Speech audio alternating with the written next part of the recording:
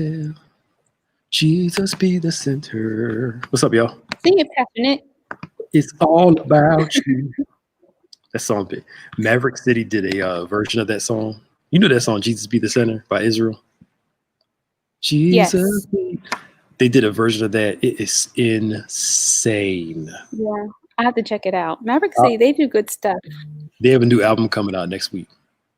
Really? I feel like Yeah. they come out with something all the time. Yeah, they break them up and do part one, part two of the CD, and then they do these worship camps. Did you download the Tribal app? No. I'll after we're done, I'll show it to you.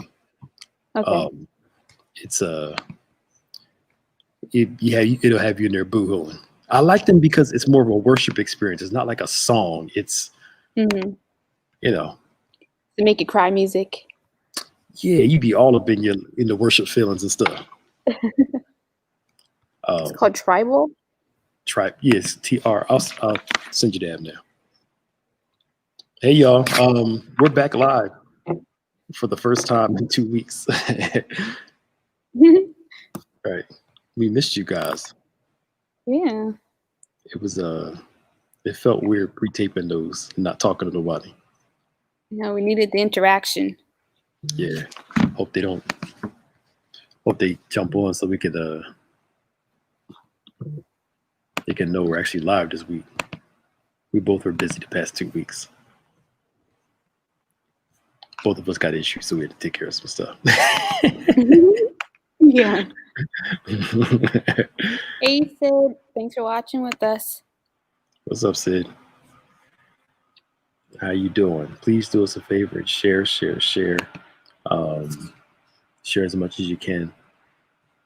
We'd love to have you on. Hey, Marilyn, how you doing? Hey, Keefe. Ava, what's up? Ava's on everything. She needs all the help she can get. Right, she is.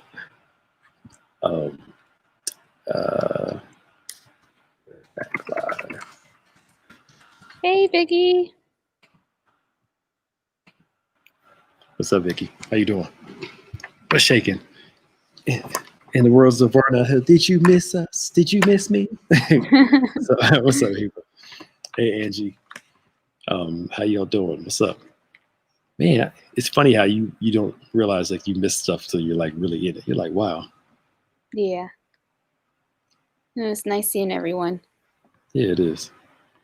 Ava says she needs to stay right with the Lord. And look, some of us trust me. Some of us need to stay with God. I don't trust myself. I don't trust myself without him. I do not trust myself without him. Not one bit. Are you on media? Because look, you're kind of. Am I pixelated again? Yeah, I'm on media. Okay. It's not doing that on yours? Mm-mm. Nope. Okay. It's fine now. Whoa. No. Maybe I just need to go past Nick. You got this all on your own today. I mean, I could do it, but I would prefer not to. What's up, Oklahoma? Oh, Vicky, I knew Oklahoma. Cool. What's up, Thomas? Down in Florida. I will say I'm glad it's getting a little crisp outside. Yeah. I'm excited about that. I had a hard time yesterday, though, because it's got warmer. I'm like, why am I so hot? Yo, it was humid that one last night. Just during a certain period of time, I'm like, golly. I turned my air on for like 20 minutes at one point. Today is not as bad. It was I haven't been out since I think like 9 o'clock. It's supposed to reach 80 today. Oh, is it? Yeah. I just get us in the cold weather when I'm wearing my sweaters every day. That's all. Right. I had started transitioning into my winter stuff already. Need to cool off again. Hey, Pauline. What's up, Pauline? What are we talking about today? I don't know. We didn't talk about it. You want to come out and go back in because you keep you are like, really? Yeah. You don't remember that the old Pepsi commercial with the guy? What's his name? Matt. I can't remember the guy's name. You what year were you born? 90. Yeah, this is after you. Never mind. This is like an 80s thing. These youngins. Let me leave and try coming back in. All right. Y'all do me a favor. Yeah, I love me some hoodies and sweater weather. I can't wait. Sweatpants and everything.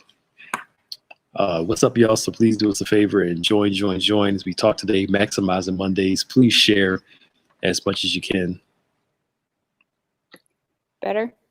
No, it's still doing it. You have your small computer? No, I didn't bring it with me this time. Oh, okay. Do you usually use that one? I usually use this one. Okay. You want me to go get Crystal's one up there? I'll go get it. It's up in the media booth. All right, y'all. Hey, y'all, come on in. Please do us a favor and share. We have a little technical difficulties with Maya. Her computer is rebelling. It has her spirit. The spirit of rebellion runs rampant through it all. Please again join us. We're so glad you guys tuned in today. We're back live this week. We pre-taped the last 2 weeks because I had something to do the other Monday. She had something to do the other Monday. So we are here live with you guys, taking your questions and your comments. I'm still on this whole maximizing your creativity. We've been talking about it for the past 3 weeks, I believe. As we've been talking about maximizing your creativity. And our hope is that during this time, you will find your creativity and your God-given creativity in such a way that it is a blessing to you and to those that are around you. So we talked about in Genesis chapter 1, picking up actually with the creation story, that God is creative. And with him being creative, he shows us, the first thing God shows us, that he exists first, and then that his first action is he created. In the beginning, God created. And his creation is creating something out of nothing. And when he created, we notice that he assessed first.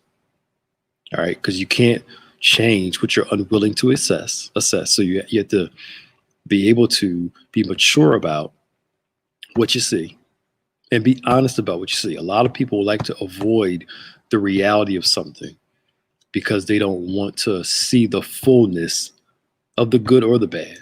More so the bad, because we love acknowledging the good. But the reality is that you can't begin your creative work unless you see the necessity for the creation. All right, I have to do some things. So he assesses. Without form or void, darkness upon the face of the deep. We also talked about how God did it in phases, whether it was 6 literal days that he created or whatever. But it does show us that God did over a process to show us that for us, it would take a process. We want things to be done quickly, when God wants us to be patient enough to understand that process is necessary. And watch this, success has phases to it. So creativity, we need to assess, understand there are phases. We have to learn to envision what we want to do in the end, and then that'll plan the steps to get there. We talked about, I believe last week, how creativity, having goals for not just your creative side, but for yourself, and then including other people in that. The Bible says that God gave Eve to Adam to help him work the garden, to help him do what he was there to do. God will give you people to help you to do what he called you to do. And a big part of that creativity is that, yes, you can do some stuff alone, but you do a whole lot better with other people. So we kind of want to talk to you and just kind of answer your questions and talk through this creative concepts process again. What's that phrase? Necessity is the mother of creation. You'd be surprised how much necessity will make you try new things. Okay, you need some extra money. All of a sudden, this creativity pops up what you can do, but it shouldn't take your back being against a wall to force you to be creative. Creativity is not just a defense, it's also an offense. It's not just me shielding myself from what could be the worst, it's also me planning for the best. All right? It's not just me planning for the worst, it's also me planning for the best. So I need to learn to practice that creativity.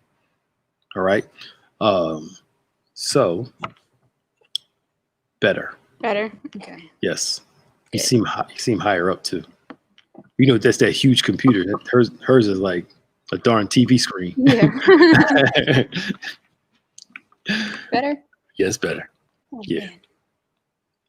You good? Yep. All right. So what was I talking about? Oh, we're still talking about creativity.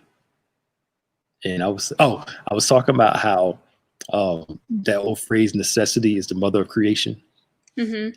And how it shouldn't take for our backs to be against the wall to force us to be creative. Yeah. Creativity is an offense and defense. I'm creative, so it won't get worse. But also I'm creative to plan for the best too. Mm-hmm. I think we usually wait until our life is a little backed up against the wall, and all of a sudden, yeah, pressure makes us creative. And I know pressure makes me creative. Yeah. It does. Oh my God, it does. But it wears you out after a while. When you're young, you love it. When you get a little older, you want to start planning a little earlier because you need to be a little bit more strategic about it. right. Because some people I know they procrastinate because they're more creative under pressure. Mm-hmm. I'm like that too, but I'm not that old, but now I'm like, I'd rather not be under that same pressure. Yeah. It was fun when you're younger. You still do that? No, see, I was never that type of person. Like, that's I like right. to You get were things super planner ahead of times. But now I can see the benefit of almost waiting to the last moment because, like, you have to perform in that kind of situation, you know? Yeah, I mean, you're an extreme planner. I'm not saying in a bad way, but extreme planner. I'm more like I plan, but also at the same time, like, let's roll, Yeah. You have to have a balance of the two. Right. All right. And let's create it as we do it. Not with everything, only certain things. Sometimes I feel like when we're like all together creating stuff, I'm like, oh, let's try it now. Yeah. You have this look on your face. You won't say it. You be like, all right, let's try it. But you have this look on your face sometimes like, really? Should you like sit down and talk about this sometime? I mean, I like to have some sort of like direction. But usually when you mention that, I'm like kind of trying to see like how I need to edit it. Yeah.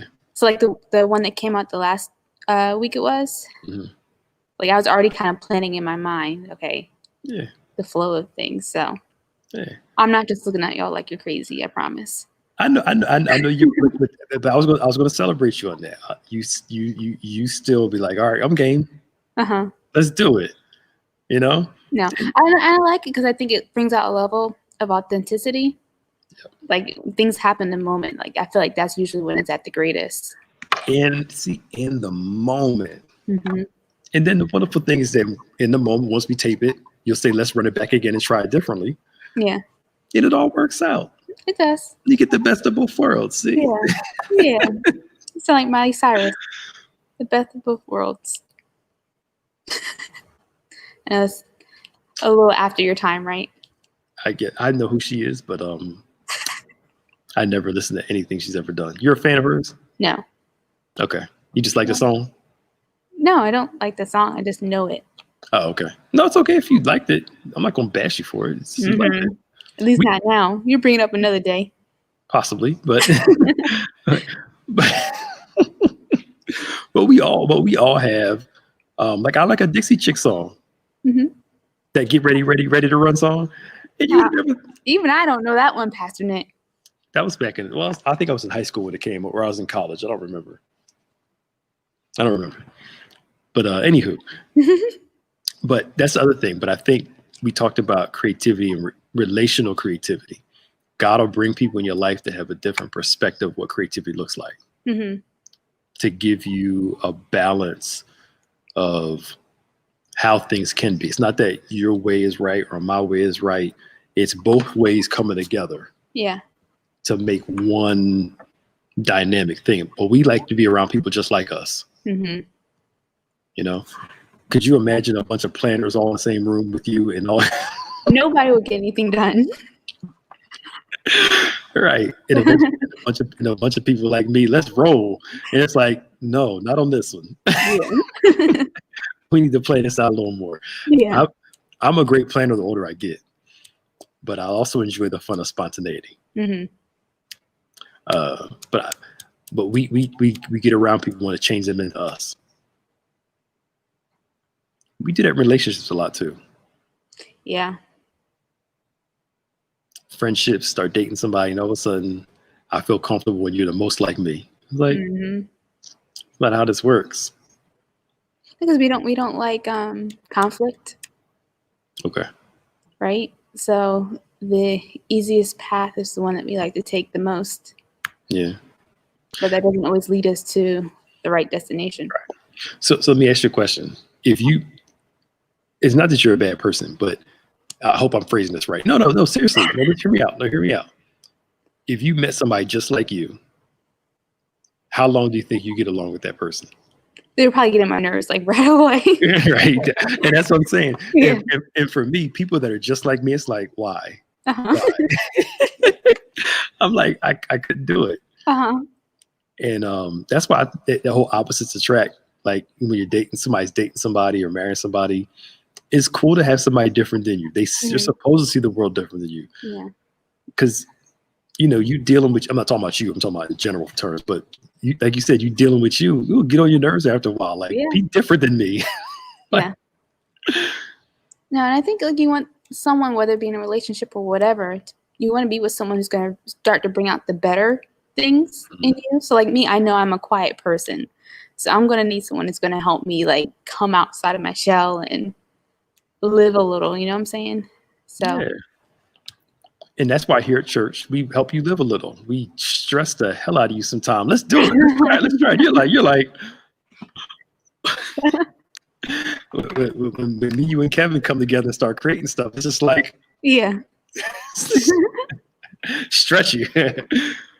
but I think that's important. And the problem is, again, when we try to change people to fit us to make us comfortable. I think that's an insecurity thing too. Mm-hmm. Rather than seeing it as a good thing that you're strong in areas that I'm not strong in, some people feel like, well, if you're strong in areas I'm not strong in, that, what does that say about me? Mm-hmm. It says that you're a human being, number one. But God will send somebody that's stronger than you in different areas to complement rather than to destroy your self-esteem. Right. So a big part of creativity is having people. I think that's a cool way of looking at it, because people, instead of looking at it as a compliment, you see conflict or competition, and you're really just slowing yourself down, or even using it as an opportunity to learn, Right. And the older you get, the more you realize you're actually happy that you don't know everything. Like, it feels good to have other people help you. Yeah. You don't feel like doing all of it. Uh-huh. Like, who wants to do all that? Like, you want help. Right. And some people, like, I know they need help. And I'll be sitting there just looking at them. You need help? No? Okay. And I don't bother them. And I'll wait till they're at their wits' end. And I'm like, you ready to talk yet? Dude, I've been here the whole time. Right. Like I told you, but people don't want to admit to it, that they're struggling. Yeah. Oh Lord, I'm not even gonna go there. Never mind. So, but it's just, how can I say it? To me, there's a strength in admitting that you need help. Mm-hmm. Or admitting that you're weak in the area, or you're not the strongest at a certain time. Yeah. You don't get a prize for being the strongest person and nobody knowing that you're going through. There's no award in life for the strongest person. Like, yeah, what I mean? There's no special prize to that. Right. But I mean, part of me gets it, because if you do so much for a lot of other people, it's hard to actually have somebody do something for you. Because they think you're just okay. Yeah, they want, but then we get mad at people, you think I'm fine all the time. Well, every time I ask you, do you need help? You tell me no. So of course I think you're fine. Well, I'm not. Well, how am I supposed to know unless you tell me? Something. Yeah. But I think that's on individual insecurity. So creativity. So let me ask you a question then. Okay. When you're taking pictures, right? Mm-hmm. Yeah. But to me, asking for help does not make you weak, y'all. It does not make you weak. Anyway. Part of that is pride too. Yeah. It's pride. It really is pride. That's really what it is. It's like I'm screaming on the inside for help. Well, scream outside. I can't hear your inner scream. Talk, say something. So if you're planning like a photo shoot, right? Let's walk through your thought process on staging. And I'm asking you this from a creativity standpoint. Okay. What do you look for things to help you be more creative, or it's just you can kind of step back and just kind of just process quickly? Let's try this. So I just want to make sure I understand what you're asking me in terms of staging, like setting up the scene and everything. Am I like researching ahead of time or just in the moment? You know what? I forgot who I was talking to. Do you research? I'm sure you research ahead of time. Just to make sure I'm clear. Oh, I forgot who I was talking to. So you research ahead of time about staging. Like I might. First of all, I'll ask the client, what is their vision? Because that's what truly matters. Yeah. It needs to come out the way that they want it to come out. Yeah. And then I might look to see some examples elsewhere, like maybe the TV, like commercials, like what they do that's kind of in the same theme. And then what I can do to just make it unique to this photo shoot that we're doing now. Yeah. Okay. And now when you change up I'm getting somewhere. When you change up in the process, like say something's not working, then you don't take like a 10-minute break or figure it out. You kind of correct it in the moment. Oh yeah. You don't have time to take a break. Okay. Yeah. Back to necessity producing creativity, and you're still going in and out for some reason. I don't know why. Maybe it's this area. You know what? No, but I was over there yesterday. Move closer to the keyboard a little bit and see if that'll help you out. I think I was a little closer over there. All right. So anyway, sorry y'all for the technical difficulties. Deborah Ray says something. I've learned something when a person tells you they don't want to help to believe them. And actually, I'm with that. I'm with that. I don't think you should force to help anybody. Some people need to come to the revelation that they need help. And that's positively okay. That's positively okay. Yeah, I'm here. Okay. That looks a little better. Sounds a little better. All right, cool. All right. So yeah, I wouldn't force to help anybody. Some people you got to wait for them to come ask the question. I think my issue is the people who complain about having no help when never asking for it. That's the problem. You don't have to be Superman or Superwoman all the time. That's why God gives people. So anyway, back to this maximizing creativity. So we got God creating, and then on the seventh day, the Bible says God rested. One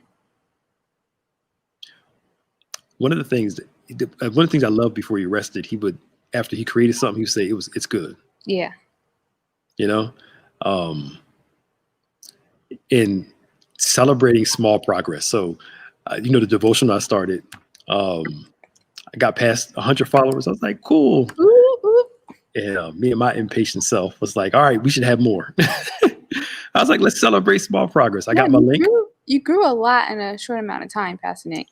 Yeah, but I expect so much more. but not like in a bad way. Not like I'm like sad, or I don't even think about it unless I look at it. Yeah. But I was like, celebrate small progress. I got to the 100, so now I got my own link. Yeah, this was called. Yeah. Yeah. Don't link to it. So I was like, cool, bet. Small progress. Yep. And then, so part of creativity is learning to celebrate small progress. Because I think we get so caught up when I'm not done yet. that were dissatisfied, rather than saying, look, at least I got these things accomplished. Now let's shoot for the next goal. Right. I'm too busy looking at the big picture instead of the mini pictures that get you there. Yep. Yo, Ava's off the hook.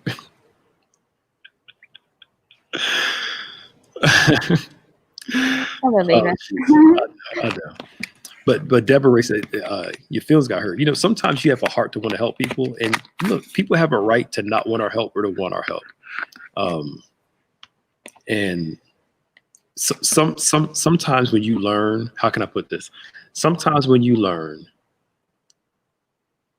that you thought the relationship was one thing, and then you found out the other person didn't see it the same way, it can be disappointing.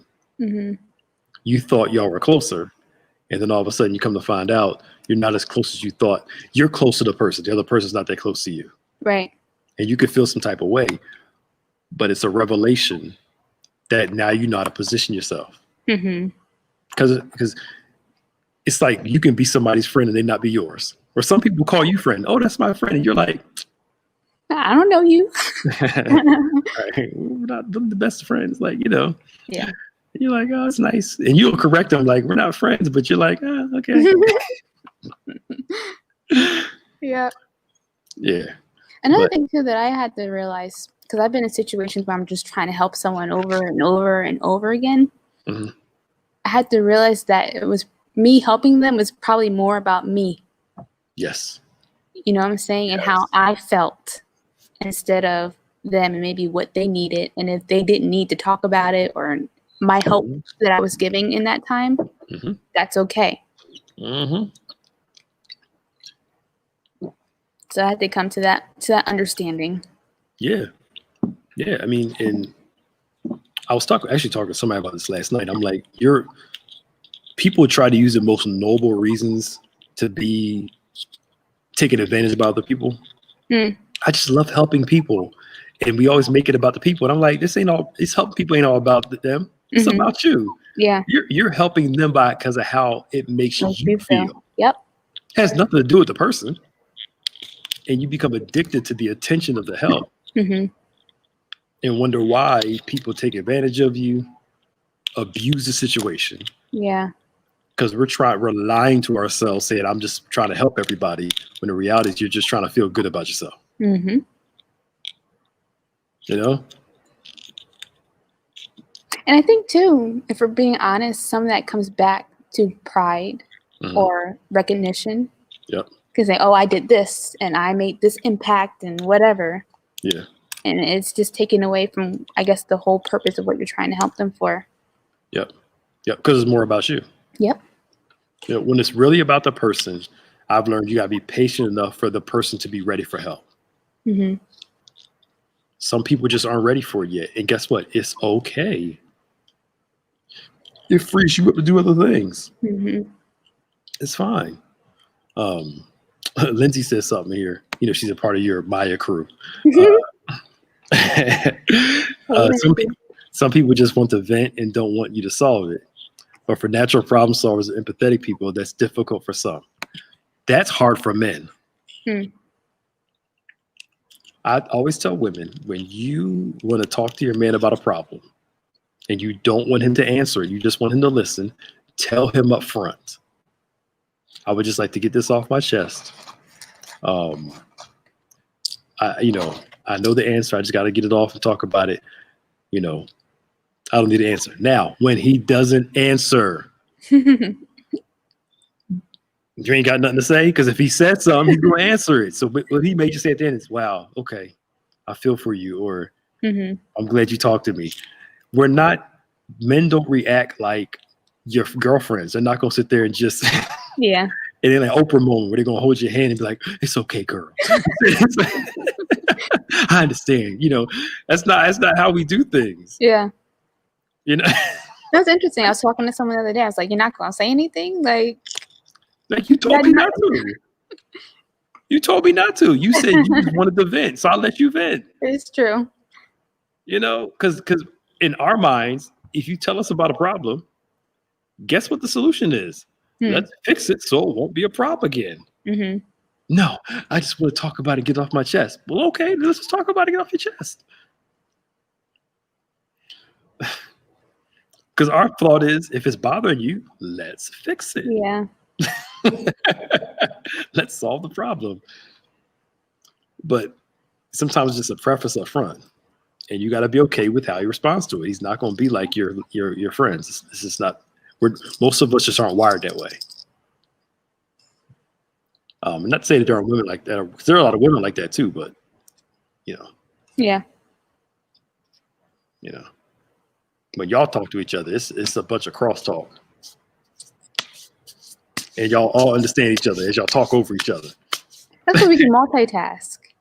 I know. With a man, it's just like, yo, let's one at a time. Let's get through this first. The only time men crosstalk is when we talk about sports. Then we understand each other. But outside of that, it's like serious stuff. Slow down. One thing at a time. Yeah, talk first. Okay, let's get through that. All right, next problem. This is how we are. Except if a man's been raised by a woman, then he can kind of be a little navigate the situation some more. You think so? Oh yeah. If he's been raised by his mom that same way, he can kind of navigate it more, understand it more. Gotcha. Because he's around it more. Mm-hmm. So he's more aware of how women process things compared to how men process them. Gotcha. Okay. Lindsay says the more Pastor Nick talks, the more she thinks that she may be the man. No, it's not that there are women like that too. They're very pragmatic. Like, well, why are you crying? I'm crying because of this. All right, let's fix the situation so you can stop crying. Mm-hmm. Like, but no, I just want to cry and get off my chest. After you cry and get off your chest, can we fix it? Then what, right? Like, then what? All you did was just cry. Like, come on. Unless it's a situation that you can't fix, like if somebody dies or something like that, you can't fix that. So, but there are women out there like that, very pragmatic, very matter of fact. And that's the difference between being cold-hearted. But it's just it all depends on who you're talking to. Mm-hmm. A time and a place for everything. Yeah, I can see that about Lindsay too. She's got that look on her face. It was like, well,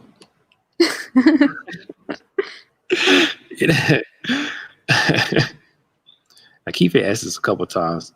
Any biblical character you can relate to that had patience with God and Jesus in real life? Who do you have to ask for help, and who patience with each other? I mean, there are people that were patient, like Job had a lot of patience with God. There are people that had none. There's a variety of characters in Scripture, and I go to certain people for certain things.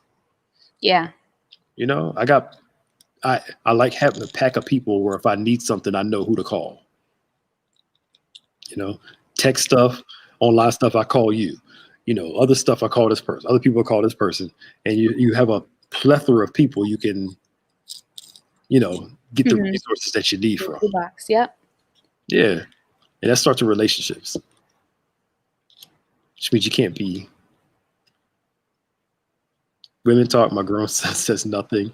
If something is bothering me, he comes to me and looking sad, waiting for me to ask him what is wrong. He would tell me what's going on. If I don't ask, I won't know. He gets angry days later because here's the thing too.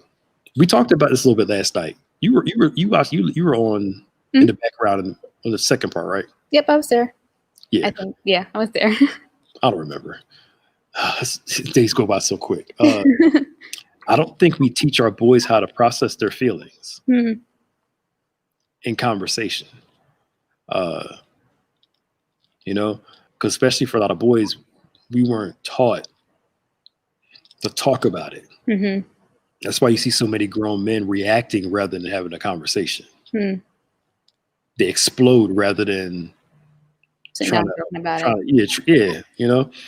And if your son's a teenager, I think he said he's a grown son. Oh, okay, never mind. But I think the other thing too is that a man will probably give you one chance. One. And if you mess it up, that's it, right? One chance up, done. He will never talk to you about emotional stuff again. Never. Mm-hmm. And women, y'all like, what are you talking about? I get my heart hurt and I still talk about it. And you guys were taught how to process it better than we do. Hmm. And I think the difference is we respond to words more.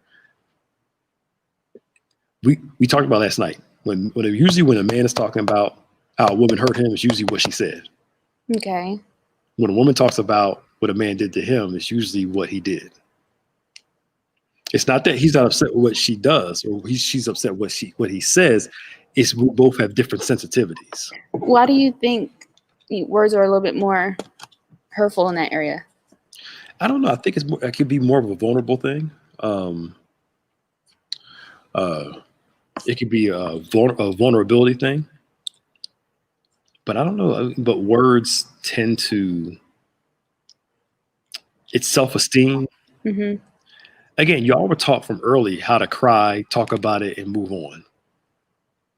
So you have that outlet. Whereas for men, like if you see a guy crying, people might think that he's weak or whatever. Yeah. Okay. You're taught man up. Don't be doing all that. Rather than being able to express yourself and say, okay, let's talk about it, and then let's work on rebuilding trust again. But I think the more a man matures, the more he's able to process his feelings and say, okay, you messed up this one time. I'm gonna give you another chance, but I'm gonna remember what you did though. It's just something. It's something that's not always. It's not saying it's bad or it's right. Or wrong. It's just usually a lot of my counsel appointments is usually the stuff that she says to him. It's usually the stuff he does to her. It's very interesting. Yeah, it is. And it inevitably comes out. Yeah. I think part of it is we find so much.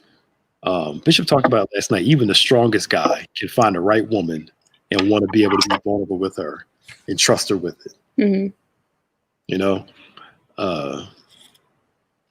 But part of it's conditioning, part of it's nature. I don't have the full answer to that. I got to research it some more. But that's interesting. Deborah said men was told to keep it in and let it go. Yeah. We're not trained. And that's why it comes up big all the time. Mm-hmm. A man cheats. How come the women always take him back? But as soon as a woman cheats, the man is like, no, I'm done with you forever. Yeah. It ain't fair. A lot of people say that, right? Wow. I don't, it's just the way we process stuff differently. And I'm not saying one is right or wrong. I'm not here. I'm just explaining the point that, there is a difference in some stuff. And at the same time, nobody told women to stay with a guy that keeps cheating on them. Mm-hmm. Very true. Nobody told y'all to do that. Or somebody might have, but I'm not saying it was the right answer. I'm not saying that because relationships can come back from a cheating scandal. I've counseled couples that had infidelity and they had their relationship was stronger after than it was before. But do you think in those situations trust is still an issue though? Yes, to a certain degree. Okay. I told one person, I said, look, you understand something. If you're going to be late coming home, you better call 10 minutes beforehand. Mm-hmm. I was like, if you got to show a picture of traffic, I don't care what you got to do. Right? If in any way, shape, or form, you do anything that looks like what happened before, mm-hmm. she's automatically going to go back to, here he goes again. Mm-hmm. Automatically goes back to that. But then there are people that are single that will say, women say this too, and men do. If somebody cheat on me, I ain't going back until you're in the situation. You never know. It's easy to say what you won't do until you're in the situation. Totally don't know. So here's an interesting question from Sid. She says, do you think predators are attracted to low self-esteem individuals? Yes. Some people only date individuals that they can control and manage. Hmm. That's the only way you can get. That's the only type. Uh-oh. That's the guy agrees with you on that one. Sorry, the lights just start moving up here. That's out of nowhere. They just start moving. I believe they do. And, you know, and they come in with the charm. They come in with, I got you. I'm going to protect you. I'm going to be there for you. I'm going to do all this stuff. And then the person with the low self-image starts to believe this person because they're very charismatic. They're very charming, all that. And they're very emotional. But some people can only date individuals that they can control and people that will put up with their stuff. Wow. That's the only type of people that can. Watch this. There are some people, the only friends they can have are friends that put up with them. The only way. And that happens so much. That's sad. All right, now I need to dispel a myth, Sister Ava. I'm sorry, I love you, but I need to. They said women cheat for different reasons than men. Men, in my opinion, cheat for no reason, sometimes just because he can. Women be lining up the replacement because they don't. That's not always 100% true. Because the adage is a man cheats because he's trifling. A woman cheats because she has a reason. A lot of men you talk to that cheat, they feel like they have a reason too. But the adage is, well, he's just trifling. That's how they are. If a woman cheats to justify it, she's in an entanglement, and it's understandable. That's a whole nother conversation. Right. I've talked to some men who cheated. They were like, I just didn't feel like this, and and that's why I did it. It wasn't just I just wanted somebody else. And there are women out there like, I just got caught up. Either way, cheating is wrong. But it's not like. It's not the whole world adage of the entanglement. It's not and that's how y'all love to minimize stuff. I'm not gonna call it entanglement. Now you're right. Now, Ava, by and large, most men are a little more active in that area. I'm not denying that.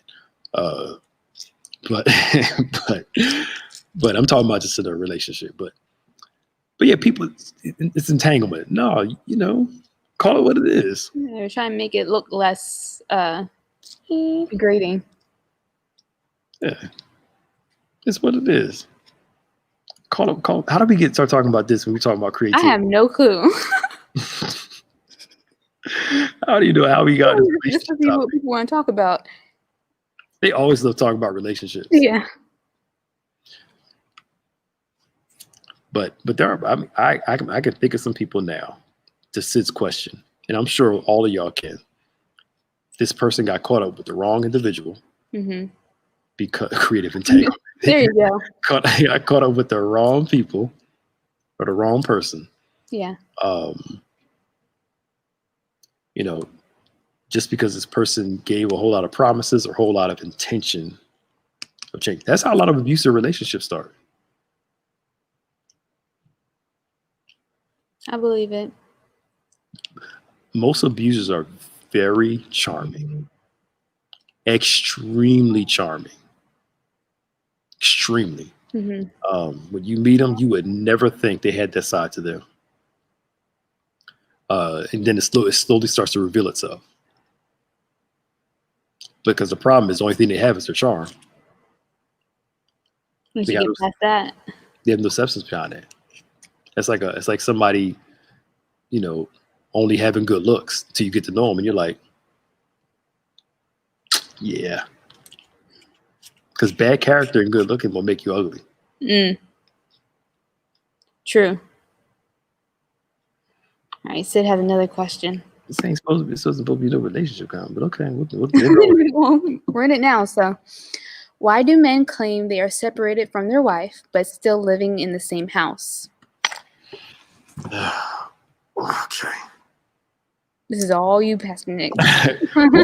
Well, I mean, there are some people that are separated, living in the same house, where one they sleeping in different bedrooms. But my thought is this.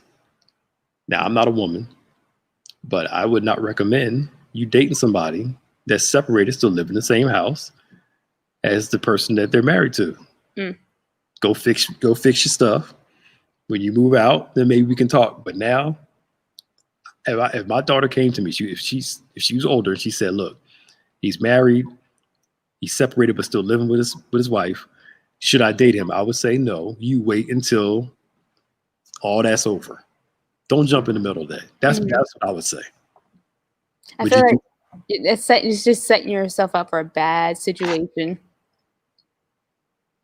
A bad situation. Yeah. Go work on your life, bro or sis, whatever. Just do your thing, and then when you're done, we'll talk about it. But I wouldn't do that. I wouldn't recommend that at all.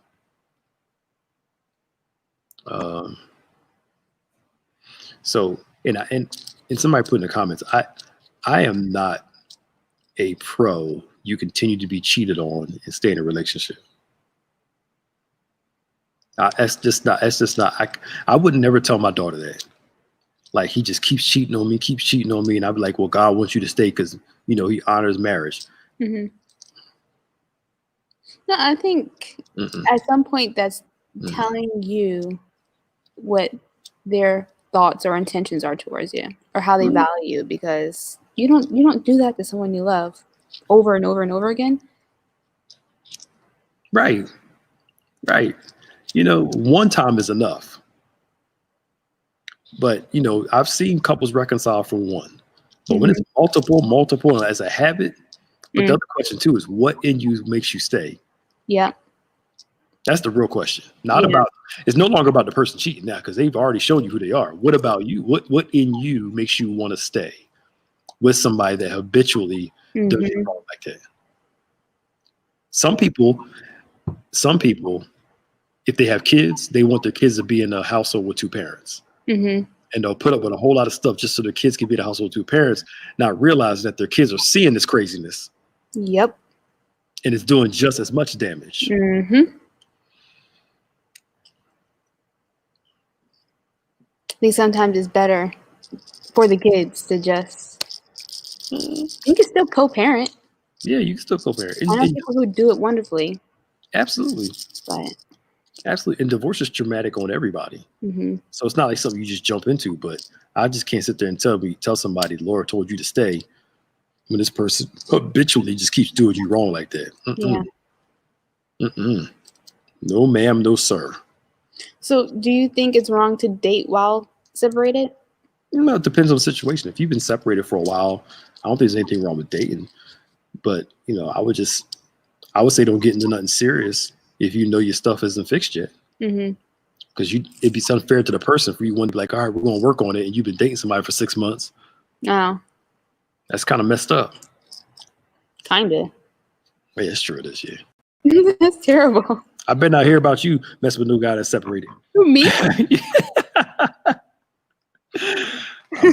gonna call your mother. Get your daughter. Goodness. I think at this point she's just like, get a ring. So I think at this point she's like, get a ring. No. You know what? She doesn't do that to you, does she? She really? No. She wants grandkids. Well, don't your brother? How old's your brother? He's 25. Well, he got time. Both of y'all got time. So I'll go get a plant or something. Right. Yeah. We can get another dog. Yeah, go get it. Right, go get a dog. That's grandbaby. All you want right there. But that's a lot of pressure too, though. And but don't try to take on that pressure. I'm trying. I had someone here before quarantine. Oh, well, when are you gonna get married? When I feel like it. I'm like, why are you so worried? Yeah, tell them when you feel like it. Not now.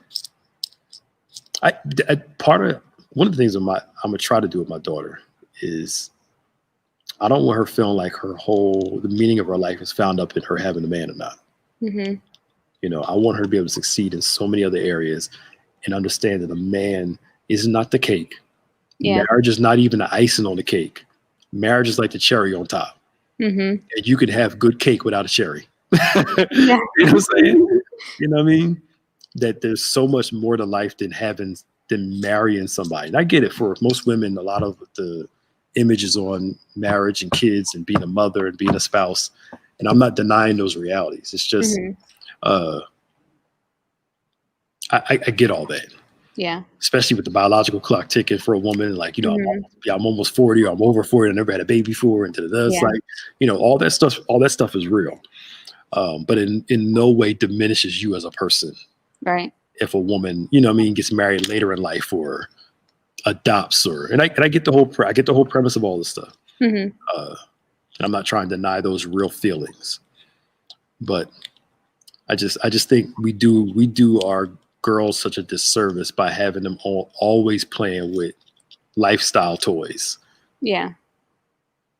I hear you. And I think too, and they've gotten a little bit better at this for this generation of kids growing up. But like Disney growing up, Princess meets Prince Charming, and they live happily ever after. You know, so I think now we're still trying to look for our Disney ending. But it's not happening quite like that. What? For the girls in my generation, I think that's a bit of the struggle from the conversations I've had. Well, what if What's so funny, Pastor Nick? What if Shrek comes to the castle? Oh God! I live happily ever after too. What if it's Shrek and not Prince Charming? You end up discovering that love is with Shrek. Yeah.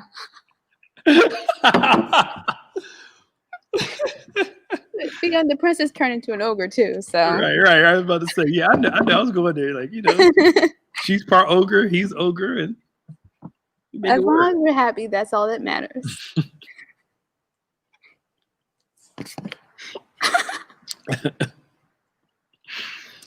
I think, but you know what? A lot of times it happens, right? A single person will meet somebody that's not their type initially. Will get to know the person, and attraction begins to go up. Yeah. Because you start to learn about the true person, and it makes the person more attractive. I'm not saying that physical looks are important. People tell you I don't need physical looks. Yes, you do. The person has to look good to you. Stop lying to yourself. All you need is the Holy Ghost and Jesus. When you mad at them, you're not going to see Holy Ghost and Jesus. You're going to look at them like you ugly. I don't know how, you know, that's what you're going to see. You still got to look at the person. But there are times where somebody can be like, you know, you're attracted to them somewhat, but it's not like your type, or, you know, and the more you get to know them, it's like, oh, okay. You're like, all right. You know, you're like, yeah, like, what's up? You know? And then stuff works out.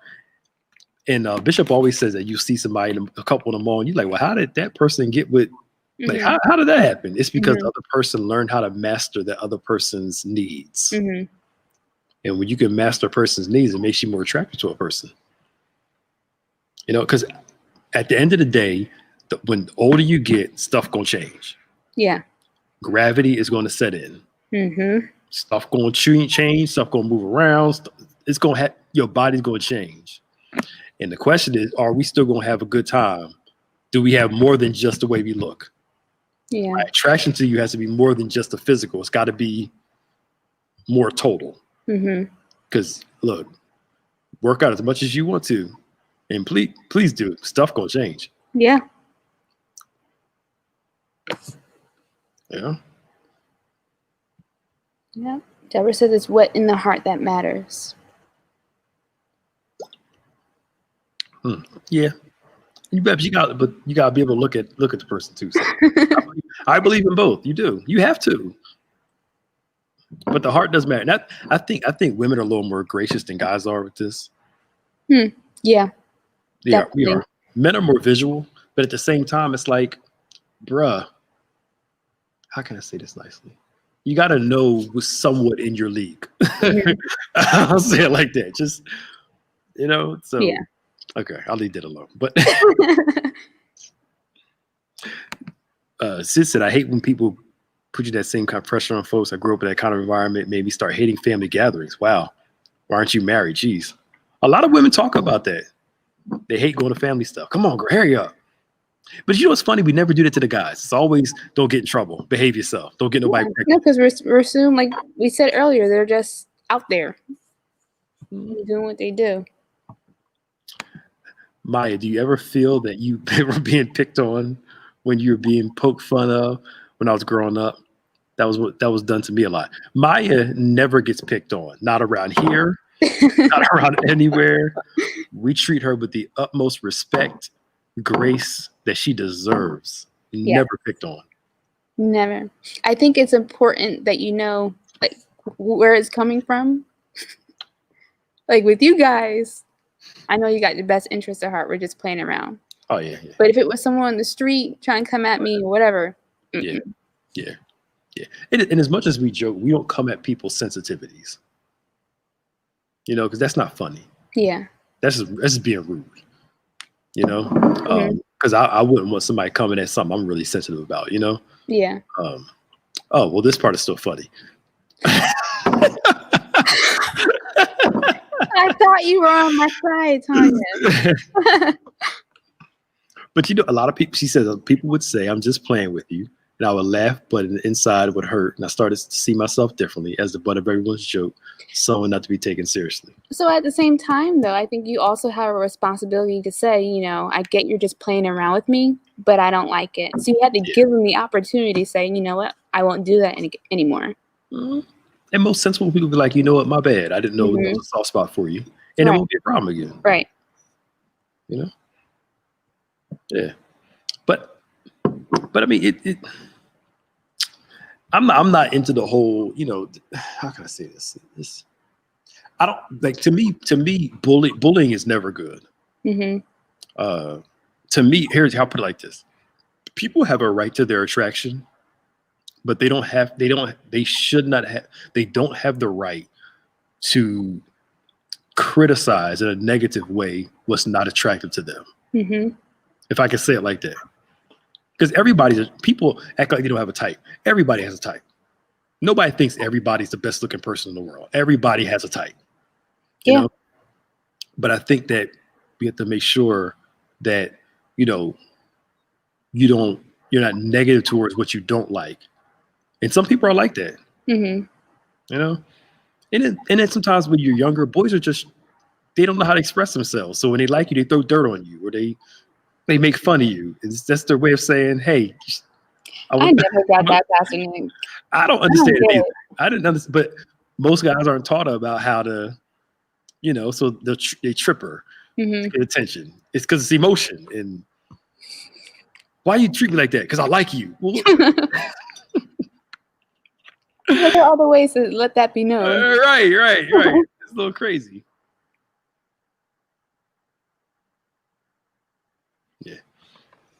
Yeah. So the ogre does get the princess. And they live happily ever after. Ogre and ogre. Yo, it's almost 2:00. I gotta go soon. I don't know how we got into a relationship discussion. I don't know. We were talking about being God creative and stuff, and how did we get here? Well, we're talking about relationships and creativity, and maybe that was the turn of it all. I don't know. I think so. Everybody knew the Shrek story, the ogre and ogre. Shrek gave a lot of people hope. Oh man. Oh Lord have mercy. All right, y'all. It's 2:00. We gotta go. We'll be back next week. Are we playing anything tomorrow? No, it's extra Tuesday. Okay. So I was gonna rebroadcast something. Probably service from Sunday. Okay. Oh, excuse me. That's what happens when you talk with a bunch of women. Our topics overlap. Yeah, because all the comments are like going here. I hope this panel helped you guys a lot. We're back every Monday at 1 p.m. Eastern Standard Time. Please make sure that you join us. We got Wednesday Bible study coming up. Anything else? A new board at Bethany. And I think that's it for this week so far. It comes out Thursday? Every Thursday, yep. Okay. And then nothing Friday. Right. Just drive-in service on Saturday. Maybe you could air the leadership seminar again. Okay. I can do that. That'd be cool. Okay. I'll see if maybe I can. Do you think it's too much to do both of them? You mean the video and the discussion? Can you put them all in one? Can you edit it into all one thing or no? I'll have to see. Okay. Sorry, because you got to get the thing from Crystal. Mm-hmm. I could probably just pull it from Facebook. Okay, because that way you have to. Because if it stops, you have to put the next one on the door. Mm-hmm. It'll mess with the algorithm or something. No, it wouldn't. No. Okay. Okay. What's up to you? People will get another notification about it. All right. However you feel like doing it. No, so, not. Tina wants to know, are we having the singles meeting tomorrow? No, it will be the following week. So that's every first Tuesday of the month. Well, Keith, you got a lot of relationship questions, bro. Is there any way you both can explain the bracket of dating? I don't see anything wrong with it. You've been picked on. How can someone be a friend after being picked on? Thoughts. What did I was being picked on? No, somebody brought that up as a statement. You never said you were picked on. Somebody brought that up. I remember saying that. Yeah, no, somebody was asking you if you ever were picked on. I guess he assumed that you were being picked on. She's such a sweetheart. You know, even though she got smart with me earlier, and I had what I said was a little unholy. You have to. Is your mom watching? I don't see her this time. Andrea LeBou, your daughter has the devil in her sometimes. What? You were right. You were right. You warned me about her, and you were right. I still remember what she said. She tried to tell you, Pastor Nick. She did. That's okay, though. Hurt my feelings. You know, had me all in tears and stuff. I'm being bullied around here. Oh, goodness. Which is not liquor, y'all. People wonder every time it's Saratoga. Wait, it's Saratoga distilled natural spring water. So yeah, but I think if anything, I'll close this last part. No, you're fine, Keefe. I'm just messing with you, man. Mm-hmm. To me, I'm old school. Friends first, and that friendship leads to dating. Mm-hmm. Because at the end of the day, the foundation of every marriage, dating is a friendship. Mm-hmm. Friendship will keep you during the hard times in a relationship. I'm a little old school. This is how I am. Me too. That friendship piece, getting to know each other. To me, we're in such a rush. What is me giving this person a year and some change to really get to know them? We get engaged, good counseling before we get married, a lifetime of marriage. Mm-hmm. We no, I got to hurry up and do it. But you want to be married for 20, 30 years, take the time out in the beginning. So you get to put the work in first. Yeah, I mean, because, you know, you want to be able to be with this person long term and y'all in your 60s and 70s and still like each other. Yeah. Like you see them old couples in the mall still kind of flirt with each other like in the 70s. That's what you want to be like.